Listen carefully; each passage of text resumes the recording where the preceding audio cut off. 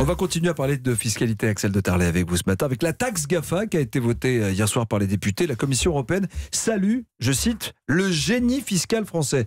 C'est une ironie ou pas? Non, pas du tout. La commissaire européenne à la concurrence, Margrethe Vestager, a félicité la France qui, dit-elle, montre la voie. France is showing the way. D'ailleurs, yes. Bruno Le Maire, avec cette taxe, se dit certain que beaucoup de pays suivront. Alors, on rappelle le principe de cette taxe GAFA. Puisqu'on n'arrive pas à taxer leurs bénéfices, on va taxer l'activité, le chiffre d'affaires, vous voyez, à la racine. C'est simple, c'est efficace et ça rapporte 400 millions d'euros.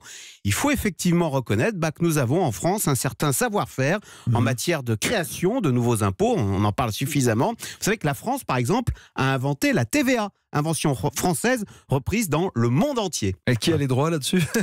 Non, malheureusement, on l'a offert gratuitement.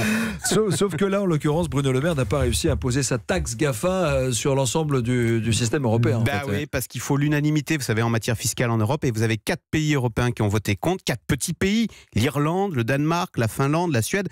Ça représente à peine 5% de la population européenne, mais ils ont bloqué cette taxe. C'est pour ça qu'en matière fiscale, Pierre Moscovici, le commissaire européen aux affaires économiques, demande à ce qu'on passe au vote à la majorité et non plus à l'unanimité. Alors, va-t-il y arriver? Écoutez, il y a 2 petits problèmes qui ne sont pas minces à régler. D'abord, pour passer à la majorité, il faut un vote à l'unanimité. Donc vous voyez, le serpent se mord la queue. Et puis sur le fond maintenant, il y a pas mal de pays en Europe qui se méfient justement, on en parle, de cette créativité fiscale des Français et qui redoutent que si on laisse faire Pierre Moscovici et d'autres, eh bien l'Europe ne devienne rapidement un enfer fiscal à la française avec des gilets jaunes dans tous les pays.